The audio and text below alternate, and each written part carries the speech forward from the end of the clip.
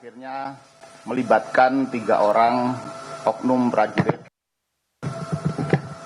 baik yang berasal dari Satuan Pas Pampres maupun yang berasal dari Satuan TNI Angkatan Darat. Perlu saya sampaikan di sini bahwa kasus tersebut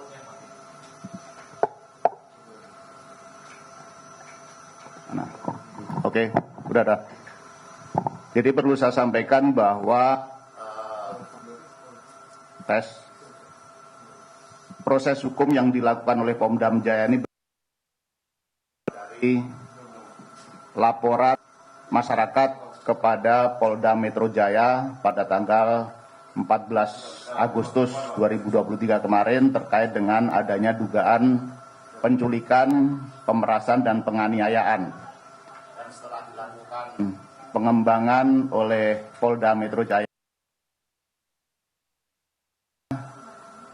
diduga ada keterlibatan prajurit TNI, kemudian dilimpahkan kepada melakukan proses lebih lanjut karena yang diduga melakukan tindak pidana tersebut adalah oknum prajurit TNI.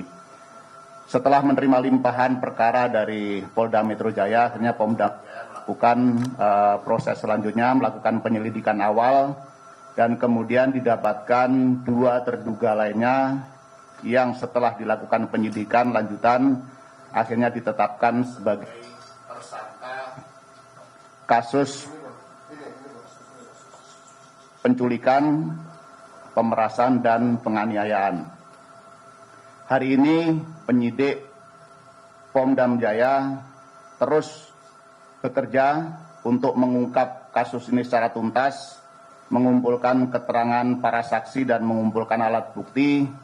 Dan karena ini sudah menjadi perhatian masyarakat, Puspomat juga menurunkan tim untuk mensupervisi, membantu sekaligus ikut melakukan proses hukum dan juga dikonsultasikan dengan pejabat dari OTMIL, dari Auditor Militer, sehingga ini dipastikan bahwa proses hukum yang dilakukan oleh Pomdam Jaya terhadap kasus penganiayaan atau penculikan, penganiayaan, dan pemerasan ini akan dilakukan secara benar, transparan, dan akan disampaikan kepada publik nantinya.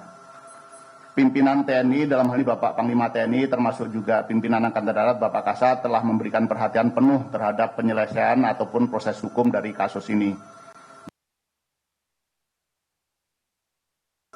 Pimpinan juga Bapak Kasat Polisi Militer untuk mengungkap tuntas kasus ini dan memberikan jeratan pidana seberat-beratnya sesuai dengan peran dari masing-masing tersangka nantinya. Ini tentu masih memerlukan proses penyidikannya, akan berlanjut hingga nanti pemberkasan dan akhirnya akan masuk ke proses peradilan.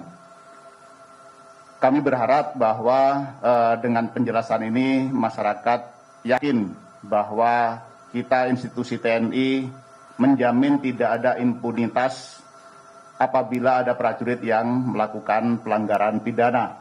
Bahkan mungkin akan bisa dijatuhi hukuman lebih berat karena ada penerapan pasal-pasal pidana militer terhadap tersangka nanti sesuai dengan hasil penyidikan yang terus dilakukan oleh Pomdam Jaya. Saya rasa itu inti daripada proses hukum yang sedang dan terus akan dilakukan terhadap kasus penculikan, pemerasan, dan penganiayaan yang dilakukan oleh 3 orang oknum dari prajurit TNI. Dan perlu saya sampaikan juga selain dari 3 oknum tersebut ada juga tersangka dari sipil, warga sipil yang sekarang sudah dalam proses ditahan di Polda Metro Jaya.